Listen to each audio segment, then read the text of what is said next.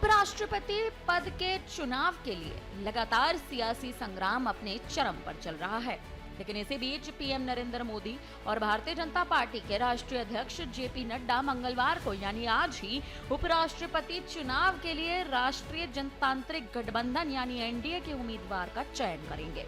नई दिल्ली में गुरुवार को एनडीए नेताओं की एक उच्च स्तरीय बैठक के बाद ये घोषणा की गई थी। इस बैठक की अध्यक्षता रक्षा मंत्री राजनाथ सिंह ने की थी। इसमें प्रधानमंत्री नरेंद्र मोदी और बीजेपी अध्यक्ष जेपी नड्डा को अधिकृत करने का प्रस्ताव पास किया गया था। संसदीय कार्य मंत्री किरण रिजिजू ने बैठक के बाद मीडिया को बताया कि प्रधानमंत्री और बीजेपी अध्यक्ष जिस भी उम्मीदवार का चुनाव करेंगे उसे एनडीए के सभी सहयोगी दलों का समर्थन मिलेगा।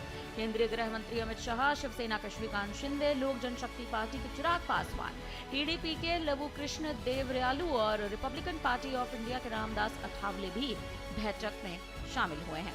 शिवसेना नेता और महाराष्ट्र के डिप्टी सीएम एकनाथ शिंदे ने बुधवार को ही भारतीय जनता पार्टी के उम्मीदवार को बिना शर्त समर्थन देने की घोषणा कर दी थी। एनडीए के उपराष्ट्रपति पद के उम्मीदवार की आधिकारिक घोषणा मंगलवार को होने की उम्मीद जताई जा रही है, जो नामांकन दाखिल करने की अंतिम तिथि 21 अगस्त से पहले की है। स्वास्थ्य कारणों को लेकर उपराष्ट्रपति पद से जगदीप धनखड़ ने बीच कार्यकाल में ही इस्तीफा दे दिया, जिसके चलते उपराष्ट्रपति का चुनाव जरूरी हो चुका है। हालांकि उनके इस्तीफे से सरकार और उनके बीच अंदरूनी मतभेदों की अटकलें तेज हो गई हैं। उपराष्ट्रपति चुनाव 9 सितंबर को होगा। भारत के उपराष्ट्रपति का चुनाव लोकसभा और राज्यसभा के सदस्यों से मिलकर बने एक निर्वाचक मंडल द्वारा किया जाता है। संसद में स्पष्ट संख्या बल के साथ एनडीए के पास अपने चुने हुए उम्मीदवार की जीत सुनिश्चित करने की पर्याप्त ताकत होती है।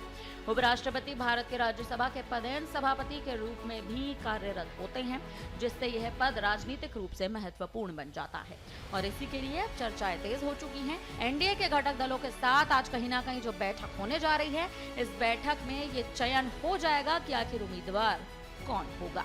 फिलहाल इस पर अब आप क्या कहेंगे? आपको क्या लगता है आखिर एनडीए किसको इस बार मौका देगी? आप हमें अपनी राय कमेंट करके जरूर बताएं।